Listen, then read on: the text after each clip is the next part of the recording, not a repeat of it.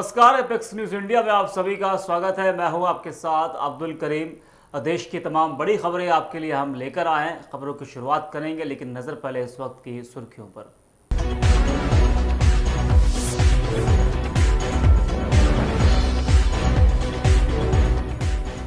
Chandrayaan-3 mission की सफलता के बाद पीएम मोदी दुनिया भर में छाए। दुनिया भर के नेताओं ने दी बधाई। ब्रिक्स सम्मेलन में रहे आकर्षण का केंद्र।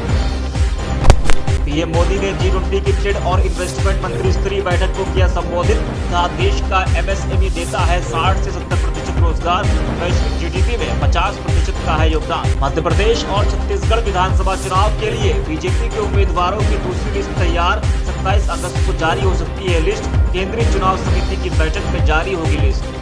आंध्र प्रदेश के विजयवाड़ा में बाइक शोरूम में लगी भीषण आग। 302 पहिया वाहन जलकर खाक। शॉर्ट सर्किट से लगी आग, किसी के हताहत होने की खबर नहीं। हिमाचल में बारिश का कहर जारी। बारिश के बाद भूस्खलन से कई मकान ताश के पत्तों की तरह भरभरा कर गिरे। खौफ में जी रहे हिमाचल के लोग।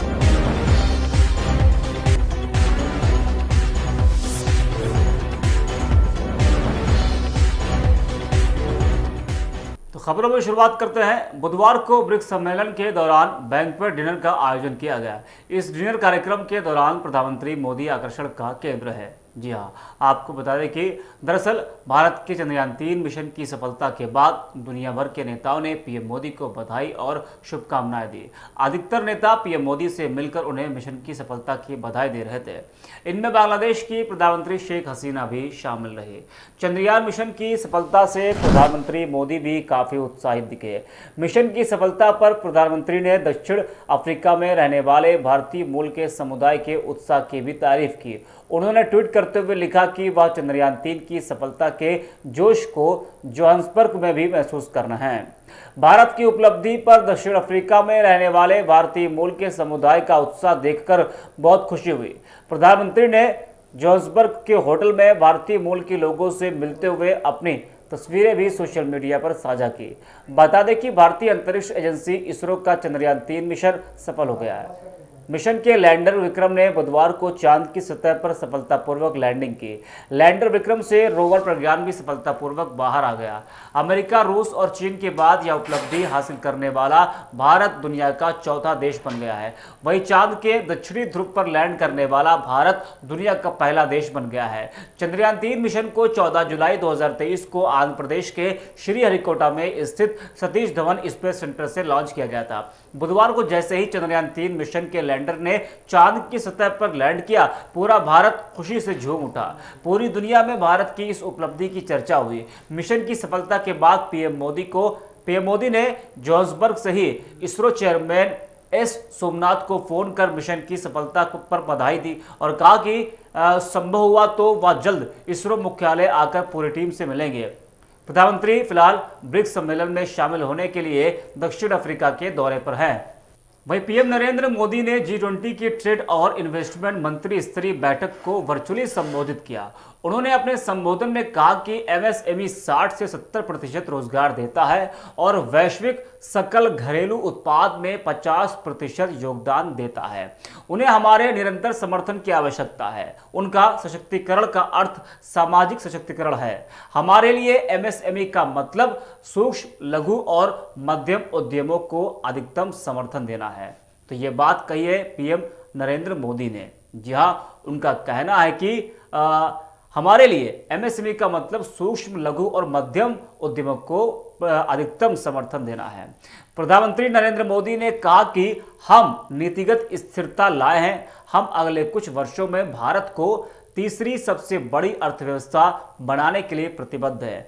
पैंडेमिक से लेकर जियोपॉलिटिक्स में जारी तनाव तक वर्तमान वैश्विक चुनौतियों ने विश्व अर्थव्यवस्था की परीक्षा ली है।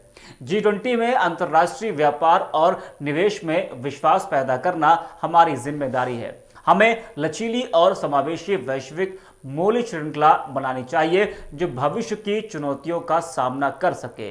पीएम मोदी ने कहा कि इतिहास ऐसे उदाहरणों से भरा पड़ा है कि कैसे व्यापार ने विचारों, संस्कृतियों और प्रौद्योगिकी के आदान प्रदान को बढ़ावा दिया है। इसने लोगों को करीब ला दिया है। व्यापार और वैश्वीकरण ने करोड़ों लोगों को अत्यधिक गरीबी से बाहर निकाला है।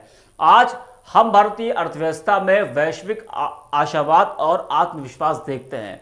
भारत को खुलेपन, अवसरों और विकल्पों के संयोजन के रूप में देखा गया है। पिछले 9 वर्षों के दौरान भारत 5वीं सबसे बड़ी वैश्विक अर्थव्यवस्था बन गया है।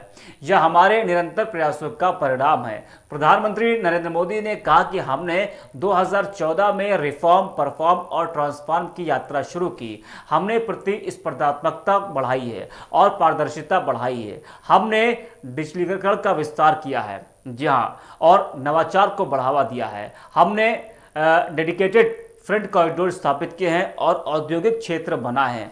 हम रेड टेपिज्म से रेड कार्पेट की ओर बढ़ गए हैं और एफडीआई प्रवाह को उदार बनाया है। भारत विश्व व्यापार संगठन के मूल रूप में नियम आधारित खुली, समावेशी, बहुपक्षीय व्यापार प्रणाली में विश्वास करता है। भारत ने 12वें WTO मंत्री स्तरीय सम्मेलन में ग्लोबल साउथ की चिंताओं की वकालत की है। हम लाखों किसानों और छोटे व्यवसायों के हितों की रक्षा पर आम सहमति बनाने में सक्षम हुए हैं। G20 की ट्रेड और इन्वेस्टमेंट मंत्री स्तरीय बैठक को संबोधित करते हुए पीएम मोदी ने कहा, भारत ने ऑनलाइन प्लेटफॉर्म जीएम के माध्यम से सार्वजनिक खरीद में एमएसएमई को एकीकृत किया था। हम पर्यावरण के मोर्चे पर जीरो डिफेक्ट और जो इफेक्ट की धारणा को अपनाने के लिए अपने एमएसएमई क्षेत्र के साथ काम कर रहे हैं। औद्योगिक व्यापार और निवेश प्रक्रियाओं में विश्वास बहाल करना एक परिवार के रूप में हमारी सामूहिक जिम्मेदारी है। मुझे विश्वास है कि आप यह सुनिश्चित करने के लिए सामूहिक रूप से काम करेंगे कि वैश्विक व्यापार प्रणाली धीरे धीरे अधिक प्रतिनिधित्वपूर्ण और समावेशी भविष्य में परिवर्तित हो जाए। मध्य प्रदेश और छत्तीसगढ़ विधानसभा चुनाव के लिए उम्मीदवारों की पहली सूची जारी कर चुकी भाजपा अगले हफ्ते राजस्थान और तेलंगाना विधानसभा चुनाव के लिए उम्मीदवारों की पहली सूची जारी करेगी। दोनों राज्यों में उम्मीदवारों की पहली सूची तैयार है। इसे 27 अगस्त को पार्टी की केंद्रीय चुनाव समिति की बैठक के बाद जारी किया जाएगा। पार्टी सूत्रों ने बताया कि पहली सूची में दोनों राज्यों में कम से कम 20 उम्मीदवार घोषित किए जाएंगे। सीसी की बैठक में अगर सहमति बन गई तो पार्टी सी और डी श्रेणी के अतिरिक्त कांग्रेसी दिग्गज नेताओं की सीटों पर भी उम्मीदवार घोषित कर देगी।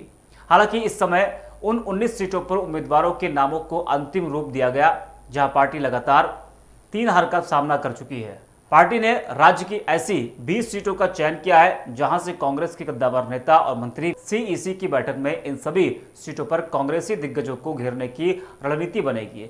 पार्टी की योजना कमजोर सीटों के साथ इन सीटों पर भी चुनाव से बहुत पहले उम्मीदवार घोषित करने की है। पार्टी कमजोर सीटों और विपक्षी दिग्गजों की सीटों पर अपने उम्मीदवारों के प्रचार के लिए अधिक समय देना चाहती है।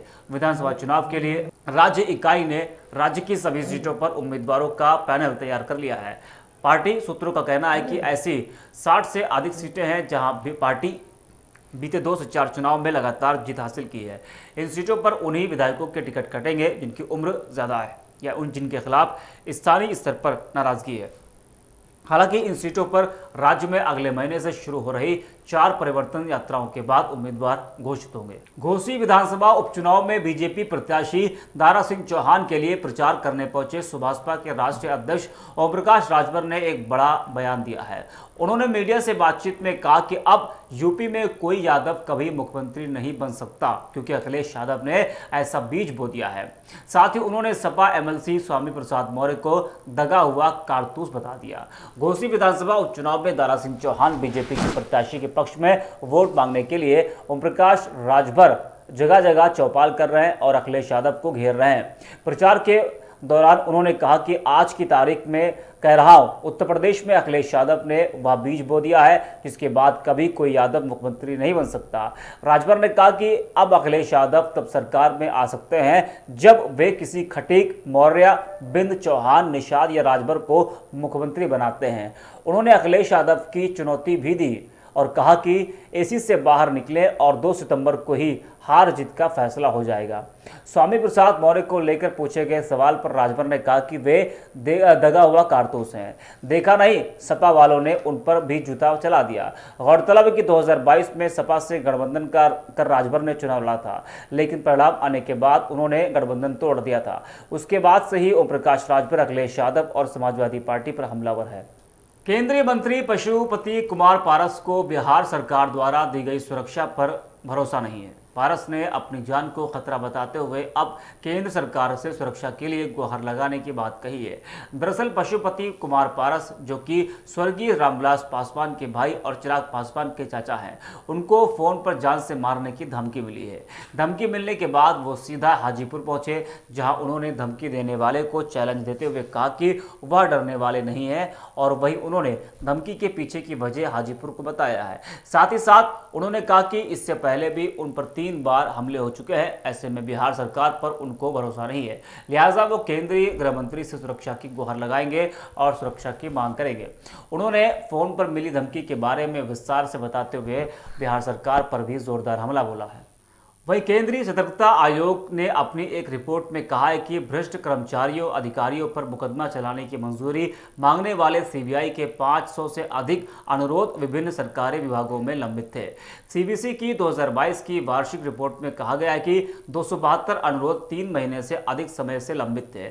सरकारी विभागों को किसी भ्रष्ट अधिकारी पर मुकदमा चलाने की मंजूरी मांगने वाले अनुरोधों पर 3 महीने के भीतर निर्णय लेना होगा। ऐसे मामलों में जिन पर अटॉर्नी जनरल या उनके कार्यालय में किसी अन्य कानून अधिकारी के साथ परामर्श की आवश्यकता होती है, 1 महीने का अतिरिक्त समय दिया जा सकता है। सीबीसी की रिपोर्ट के अनुसार सीबीआई ने बताया था कि 2022 के अंत में पीसी अधिनियम 1988 के तहत अभियोजन की मंजूरी के लिए विभिन्न संगठनों से संबंधित कुल 198 मामले लंबित थे। रिपोर्ट के मुताबिक केंद्र, राज्य सरकार और अन्य विभागों का व प्राधिकरणों के पास लंबित इन मामलों में वर्ष 2022 के दौरान अभियोजन मंजूरी के लिए 525 अलग अलग अनुरोध किए गए हैं, क्योंकि कुछ मामलों में एक से अधिक आरोपी शामिल थे।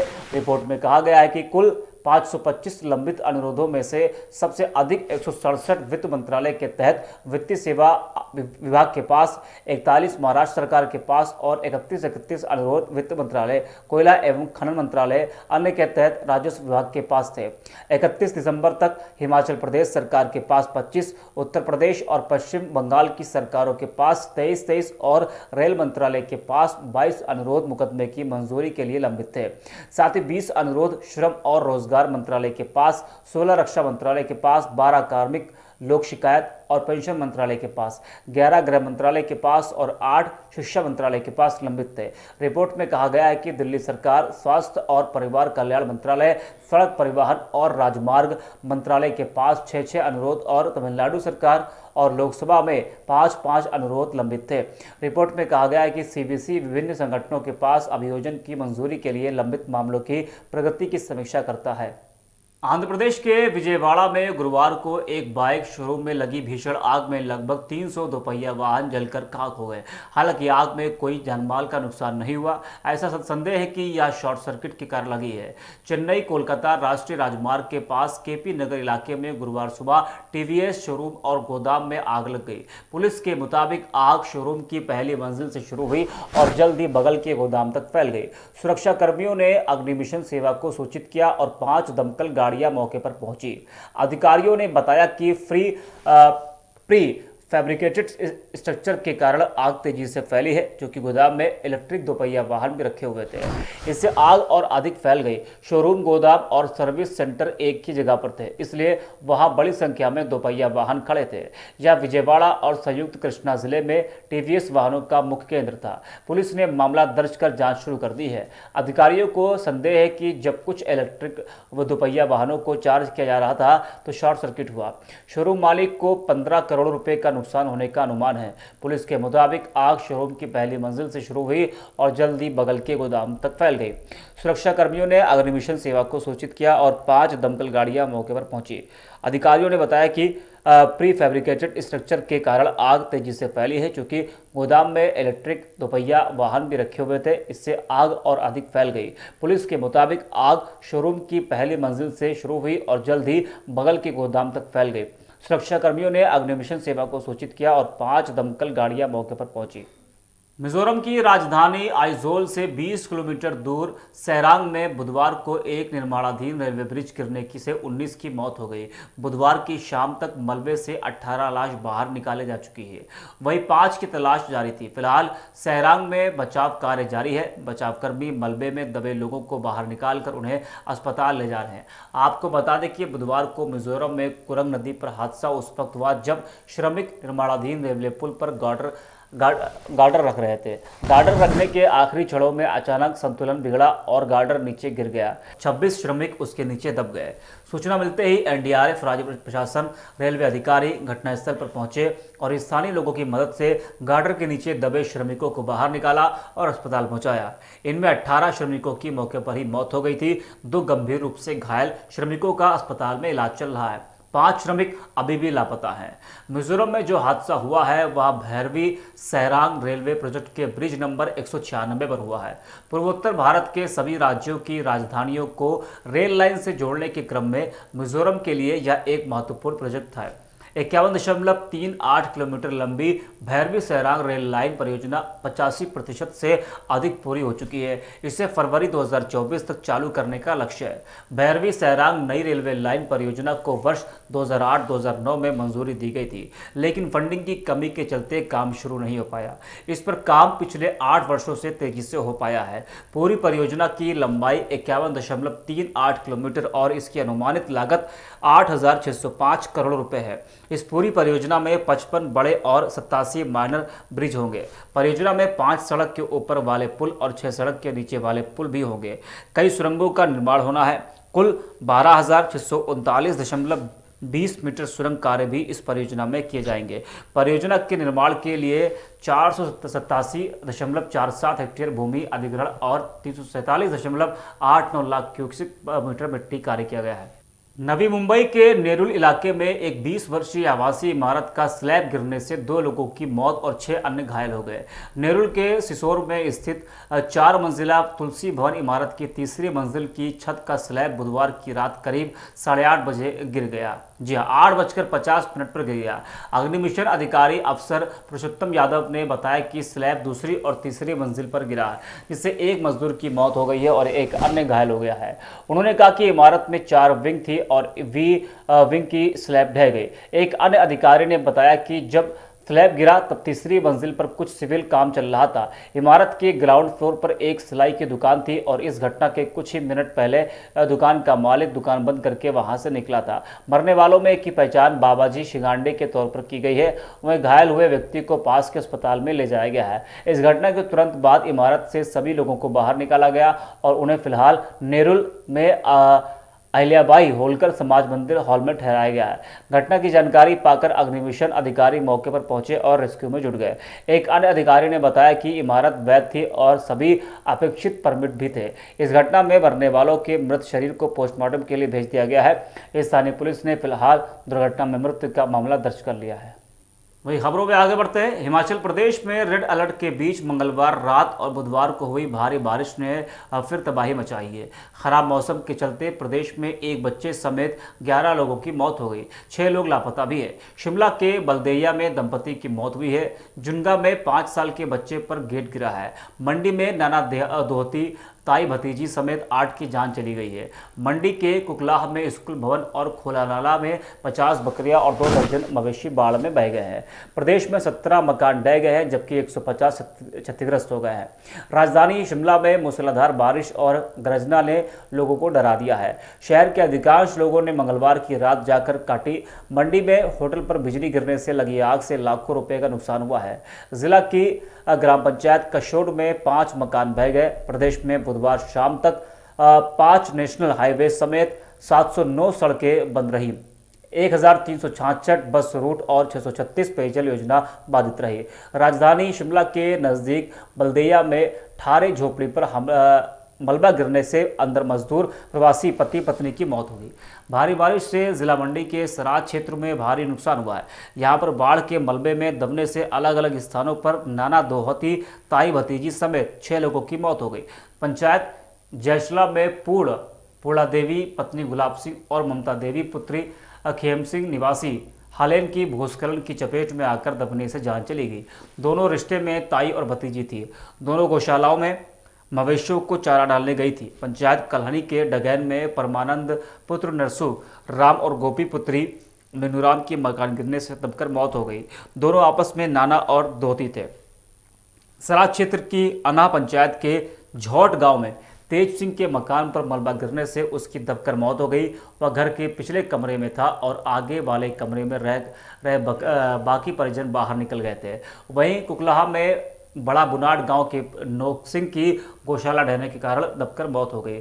मंडी के ही कोटला कमांद के अरनेहड़ संगलेहड़ गांव में महिला लक्ष्मी देवी पत्नी तुल्लू राम के नाले में बहने से मौत हो गई। महिला नाले के पानी के रुख को घर की ओर जाने से मोड़ रही थी, तभी पांव फिसलने से नाले के तेज पानी के बहाव में बहने से उसकी मौत हो गई। ग्राम पंचायत खारी के शारटी स्कूल भी क्षतिग्रस्त हुए हैं। शहनू और छैमार में भी लोगों के घरों में दरारें पड़ गई है। जिला कुल्लू एक बार फिर देश दुनिया से कट गया है। कुल्लू मंडी चंडीगढ़ हाईवे बंद होने के बाद अब तीनों वैकल्पिक मार्ग भी मंगलवार रात को भी बारिश से अवरुद्ध हो गए हैं।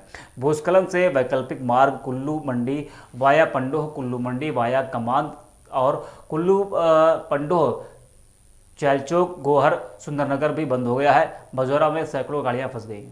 फिलहाल के लिए खबरों में बस इतना ही। देश और दुनिया की तमाम बड़ी खबरों के लिए आप देखते रहिए एपेक्स न्यूज़ इंडिया।